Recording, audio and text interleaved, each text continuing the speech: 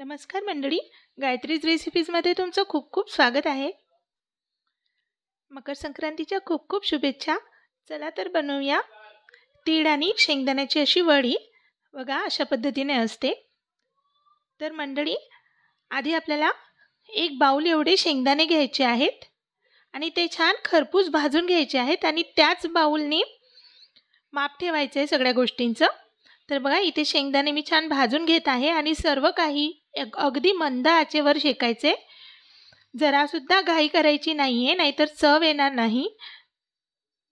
बघा अशा पद्धतीने अगदी कमी गॅस करून भाजून घ्यायचं आहे।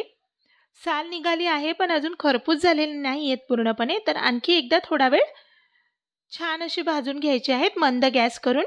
आणि ते भाजले गेल्यानंतर एक बाउल एवढेच तीळ घ्यायचे आहेत।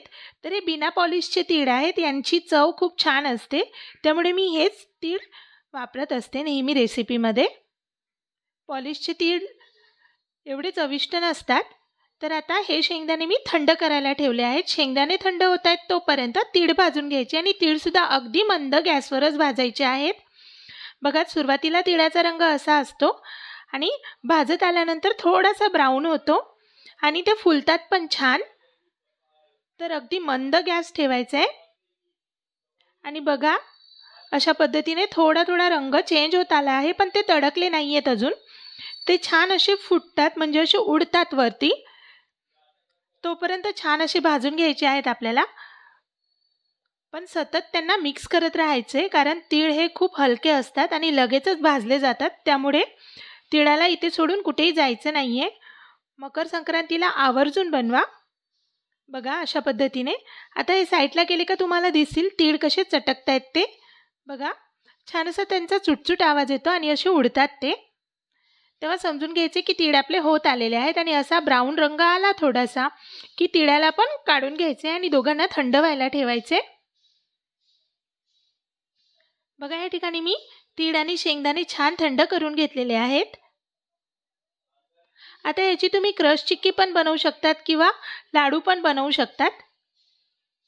बघा इथे एक गुड आहे जो खूप हेल्दी असतो, तो झाडाच्या चिकापासून बनवला जातो। साऊथ इंडियन दुकानांमध्ये तुम्हाला आरामशीर भेटून जाईल, किंवा तुम्ही गावरान गुडाचा पण वापर करू शकतो। बघा तीळ शेंगदाणे आणि गुड सोबत मिक्सरला वाटून घेतल्यानंतर फार गरम असतं ते, आणि म्हणजे एकदम गरम नसतं, थोडंफार असं बांधले जातील लाडू किंवा कुठलीही गोष्ट छान अशी घट्ट बसेल अशा पद्धतीने ते असतात मिश्रण। तरी त्यांना दोघा हातांनी छान असं मिक्स करून घ्यायचे, मिक्स करायचे। अगदी दाबून दाबून मिक्स करा, तरच त्याची चिक्की छान होईल, नाहीतर ते फुटतं, कारण पाकाचे नसल्यामुळे ते लगेच चुरा होऊ शकतात। त्यामुळे ही गोष्ट इथे लक्षात घ्या मंडळी। छान एक गोळा करायचा आहे आणि मध्ये खूप अवघड जातं नवीन असलेल्यांना, पण जर तुम्हाला अशा पद्धतीने क्रश चिक्की अवघड जात असेल तर तुम्ही लाडू बनवून घेऊ शकतात। बघा अशा पद्धतीने दोघा हातांनी दाबून दाबून छान एकत्र करून घ्यायचे आणि थोडं पसरवून घ्यायचे।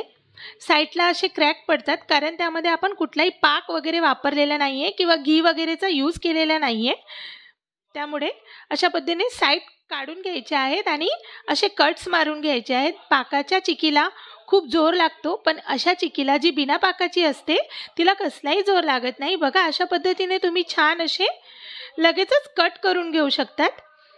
मस्त अशा वड्या पडतात बघा। बघा किती छान दिसते आहे आणि त्यापेक्षा रुचकरी टेस्टी लागते। बघा किती छान आलेली आहे मंडळी, एकदा तुम्ही नक्की बनवून बघा। तर रेडी आहे आपली इथे क्रश चिक्की किंवा शेंगदाणा तिळाची वडी। आणि काही उरलेल्या वस्तू, उरलेली जे चुरा होता, उरलेली जी सामग्री होती, त्याने मी लाडू सुद्धा बनवून घेतलेले आहेत। तर मंडळी तुम्ही आज नक्की ही रेसिपी बनवा आणि मुलांना खाऊ घाला। मकर संक्रांतीच्या तुम्हाला खूप खूप शुभेच्छा। आणि माझ्या रेसिपी आवडत असतील तर माझ्या चॅनलला लाईक करा, शेअर करा, सबस्क्राईब करा। थँक्यू।